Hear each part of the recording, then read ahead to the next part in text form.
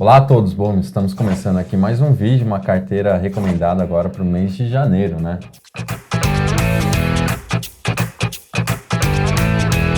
E junto comigo, o Gabriel. Como vai, Gabriel? Fala, Glauco. E aí, pessoal, tudo bem? Tudo bem? Bom, vamos falar propriamente de janeiro, perspectiva já de 2020 de maneira geral. Eu acho que o mercado como um todo começa aí com um pé direito, eu diria. Otimismo, né? Um otimismo bastante acentuado. Para quem até não acompanha tanto fundos imobiliários na essência, se você olhar, em dezembro, fundos imobiliários bateu o Ibovespa como um todo, e com uma diferença razoavelmente bastante elevada. Eu estou falando só como exemplo, o índice, o IFIX, subiu aproximadamente 10,7% só no mês de dezembro. Só em dezembro. Bastante impressionante. O dobro da renda fixa em um mês, né?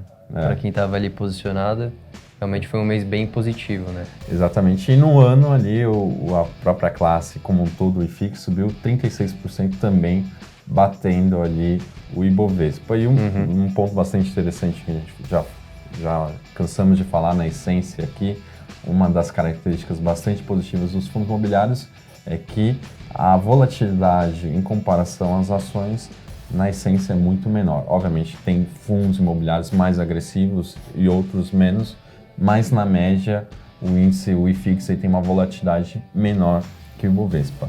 Bom, além desses números bastante positivos de performance, também temos outros pontos ali para comemorar, acho que de certa forma que eu coloco aqui como introdução. Um volume bastante forte de captações, a gente teve mais de 30 bilhões ali de captações só em fundos imobiliários, diversas ofertas, algumas ofertas para os mesmos fundos, então alguns fundos foram mais que uma vez a mercado ao longo de 2019. Que mais? Incremento de liquidez também. A gente tem também o número de investidores, né? Então, ali no último boletim da B3 de novembro, a gente bateu 573 mil investidores, né? Ali em fundos imobiliários, um crescimento muito expressivo em 2019, e acho que a tendência para esse ano é que continue crescendo, né? Então, até muito dessa alta que a gente viu realmente muitas pessoas estão trocando ali produtos de renda fixa, até fundos de investimento, por fundos imobiliários. Estão vendo que é um produto interessante, tem renda mensal, e acho que, enfim, os imóveis são uma coisa que o brasileiro é um pouco mais próximo e entende um pouco melhor, né? Então, acho que todas essas características fazem que os fundos imobiliários estejam ganhando um holofote aí nos últimos meses, né? E falando um pouco até do performance, o IFIX subiu 36%, mas também, assim, isso é uma média, né? A gente teve ali, até se a gente pudesse destacar os principais altas e baixas, você está aqui, você anotou, né? Então, aqui o IFIX ele tem mais ou menos 100 ativos, né? Então tem bastante ativo, e só 3 fundos tiveram performance negativa nesse ano, né? Então, para você ver como esse ano foi positivo. E as maiores altas foram o XTED, que é um fundo, inclusive, que está 100% vago, né? Um fundo um pouco ali controverso. Ele tem um prédio ali em Macaé, subiu 170% esse ano. Tivemos o BCA11, que é um fundo de fundos, subiu 130%. Fundo de fundo. Fundo de fundos. O FLMA também, um fundo bem conhecido, acho que de todo mundo, subiu ali 88%. Bastante volátil, né? Esse é bastante volátil, né? Esse não segue a regra do IFIX de volatilidade. Tivemos o FAMB11, também de edifícios, 86%. E o SP Downtown, 85% também, laje corporativa. Fechando aí as principais altas do IFIX. Acho que até é um ponto para destacar, as principais altas, aqui, os ativos que você falou, na essência, a maior parte desses ativos não são os mais óbvios, né? Acho que os maiores fundos, os mais as melhores localizações também, né? São ativos, de certa forma, secundários, ativos que nem você falou, categoria um pouco contrária, né? No sentido de controverso, né? Às vezes quando você aposta que vai ter uma inflexão, e quando vem essa inflexão ali... acho que normalmente eles estão mais descontados, né? Então, enfim, acho que até o movimento de juros também teve um impacto muito importante, né? Não só a própria melhora da economia, perspectivas, né? Mas a gente sabe que a queda dos juros, ela tem um impacto gigantesco nos fundos imobiliários. Inclusive, a gente já está vendo ali aquele spread que a gente sempre comenta aqui, ele está cedendo um pouco já, mostrando que... Spread, vamos lá, só para quem não conhece aqui os nossos vídeos anteriores, a gente está falando spread, o yield médio em 12 meses do IFIX, que hoje está aproximadamente 6,1, arredondando, e ali subtraindo uma B, o cupom da B45, uma né? NTNB, vencimento de 45, o cupom. Então esse spread hoje está aproximadamente 2,70, arredondando. Ele já foi um pouco mais alto nos últimos chegou meses. a 3,6 ali em 2019. E o que isso quer dizer? Quer dizer que as cotas dos FIIs realmente agora estão subindo mais forte, enquanto os juros ele está praticamente estável, até deu uma leve subida ali nos últimos meses de 2019, né? Então agora o que a gente espera para 2020 é que provavelmente o dividend yield dos FIIs, né, que agora eu estou falando aqui do próprio dividendo, cresça, né? Então a expectativa de melhora da economia.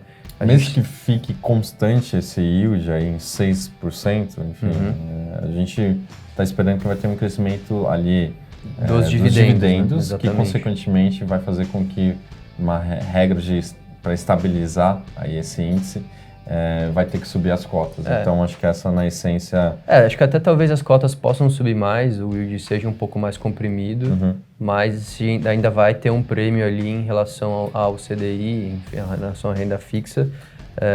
E acho que, enfim, aqui o principal componente que vai fazer com que esse dividendo aumente é realmente ali a diminuição de vacância, aumento dos aluguéis. Acima da inflação. Acima da inflação, exatamente. Até a avaliação dos imóveis, né? A gente, inclusive um fundo da nossa carteira, o HGP11, soltou ali a avaliação que eles fazem anual e teve um incremento de 35% no valor patrimonial, né? Então, já mostrando que realmente o mercado de fundos imobiliários de Lajes está tendo uma valorização importante e isso também deve se refletir nos aluguéis. Então, muitos fundos devem passar por revisionais 2020, 2021 e com isso aumentar a receita do fundo, né? Sim, que aí exatamente. você vai receber mais dividendo. Acho que a essência como um todo, 2019 até os últimos anos como um todo, os últimos 3, eu acho que a gente viu um momento de uma inflexão da economia. A gente estava no período de desaceleração, né? Uma recessão ali forte. E também, de uma maneira geral, a gente pegou uma queda da taxa de juros muito forte. Até como exemplo, se você olha, antes do nosso início aí de ciclo de queda, a gente estava falando da taxa Selic em 14,25. E hoje a gente está em 4,5, enfim, quase 10% aí de corte em período aí relativamente curto de 3 anos. Isso traz um efeito muito positivo ali para os ativos financeiros e também aqui, que nem a gente destacou várias vezes, fundos imobiliários. Esse componente, de maneira geral, ele não vai ter força, provavelmente, na nossa visão para 2020. A gente está com uma ideia aqui, até o cenário aqui do nosso departamento econômico, liderado por o André, de estabilização da taxa de juros. Então, falar que vai ter novos cortes e com isso pode ser até um incentivo maior ali para o IFIX, né? Para os ativos imobiliários, a gente acha que, como um todo, não deveríamos esperar de maneira geral. O que a gente espera de uma forma natural é essa gradual recuperação econômica que deve atingir os ativos. Acho que o componente juros não vai ser um componente que vai influenciar tanto em 2020 como foi em 2019, né? A gente teve uma queda dos juros futuros muito, muito importante esse ano. O que a gente não deve ver ano que vem, a gente deve ver uma curva um pouco mais flat, né? Então, acho que realmente agora o que vai fazer as cotas subirem vai ser o aumento de aluguel, a economia real, que, enfim, acho que o ano que vem a gente está aqui com uma expectativa de crescimento do PIB de 2,2%. Esse ano. Desculpa, esse ano, 2020. Está aqui confundindo com 2019. Já estamos em 2020. Então, acho que, enfim, esse ano, 2019, uma expectativa de 1,17 mais ou menos ali no Focus, né? Então, provavelmente um crescimento ali praticamente o dobro de 2019, né? Se fosse, enfim, nem estava combinado aqui, vamos ver. Qual a sua projeção de alta para o IFIX esse ano? Você dá a sua, eu dou a minha. Vamos ver. Eu ficaria entre 15% e 20%. Eu acho que... Você vai copiar o meu número? Eu acho razoável, pensando justamente até no ajuste de aluguel. Até nesse ponto, eu acho que seria plausível falar numa alta mais ou menos nessa magnitude. E você? Eu acho que eu iria para esse mesmo range, só que eu ficaria mais para a ponta de cima. 20%. Acho que seria razoavelmente factível, acho que talvez uma alta de 20%. Vamos ver, tomara. Aí, subindo 20%, o nosso mercado como um todo já cresce bastante e também deve ser um ano de bastante captação, né? Várias captações. Inclusive, eu acho que até esse montante de 30 bi eu acho que vai ser superado ali na essência já em 2020, de maneira geral. Mais alguma coisa no lado macro ou vamos falar já direto ali das nossas carteiras? Vamos falar das nossas carteiras. Acho que, fazendo a recapitulação aqui, eu acho que o ano de 2019 para nossas carteiras também foi muito bom. Lembrando que a gente segmenta aqui entre carteira de renda e ganho de capital. Então, a nossa carteira de renda rendeu mais de 31% em 2019 e a carteira de ganho capital 38,5%, né? Então, é bem expressiva aí essa alta. Então, a gente espera que 2020 se repita isso, né? Sim. Acho que até a carteira renda, na essência, apesar do mês de dezembro ter sido muito forte, especificamente para essa carteira, mas ela tem um componente, talvez ali, uma ponderação muito ativos de CRI. A gente tem 2 ativos de CRI nesse momento. Não necessariamente tem uma correlação tão forte com o IFIX, como características dessa segmentação que a gente criou, né? Exatamente. Bom, então, falando agora de janeiro, a gente não faz nenhuma alteração na carteira de ganho de capital. Então, a gente segue ali com uma estratégia mais focada em lajes corporativas. A gente acha que esse segmento deve performar muito bem em 2020 também. Então, vai ser uma presença forte na nossa carteira. Agora, falando da carteira de renda, a gente tira um ativo que subiu 20% agora em dezembro, que não aqui até uma observação, não é um ativo que a gente, enfim, não acredita mais, mas acho que de uma maneira pontual, para talvez um evento ali possa apontar em janeiro já, talvez pode trazer uma pressão um pouco negativa para o papel de maneira geral. Eu estou falando do RBR Alpha, né, que ficou muito tempo na nossa carteira. Quais são um dos racionais porque a gente está, de certa forma, recomendando a retirada? Ele está fazendo uma captação, e a captação ela tem um preço bem mais baixo de comparação ao preço que está em tela, né? Então, com certeza ali vai ter um total sucesso na captação, não há dúvidas na nossa opinião, mas eu acho que talvez até um pouco desse passivo que está sendo captado, talvez ele tenha um efeito de curto prazo. Então, a cota está subindo bastante, mas eu acho que ali, por exemplo, digamos, cota hoje aproximadamente R$135 e acho que a captação é 106. Eu acho que vai ter muita gente que vai fazer o que chama flipagem, né? A arbitragem ali, né? Compra a oferta e ao mesmo tempo no primeiro dia ali faz a venda ali, nem que tenha apresente uma queda bastante substancial, porque tem uma margem de gordura bastante grande. Exato.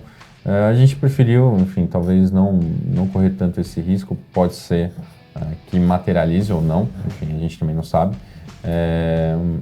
E a gente colocou outro fundo ali. Fundo de fundos, né? Quer falar do HFOF? O HFOF é um fundo que já teve na nossa carteira, a gente já colocou ele ali mais ou menos no primeiro semestre do ano passado. Performou muito bem e acho que agora tem um componente interessante dentro desse fundo, que é que ele tinha uma participação relevante no TBOF, né? Inclusive foi ali um ativismo para tentar a venda do ativo, então a gente até comentou isso aqui. E acho que essa participação relevante pode trazer um bom ganho de capital para o fundo e ele deve distribuir bons dividendos ali nos próximos meses.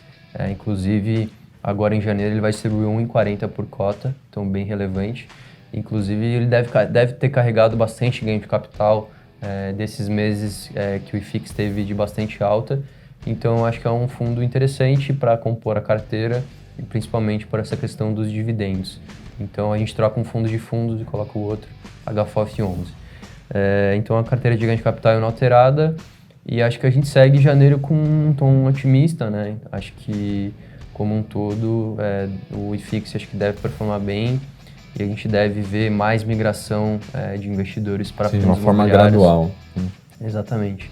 Então, acho que, enfim, a gente segue esse ano como um todo com um cenário otimista para fundos imobiliários, né? Certo.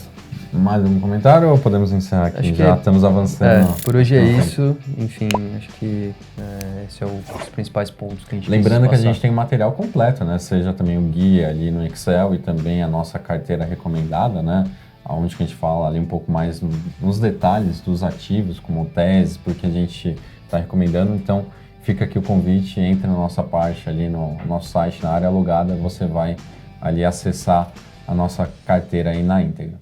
Bom, muito obrigado a todos. Bom ano aí para todos. Isso é o que nós esperamos. Até mais. Tchau.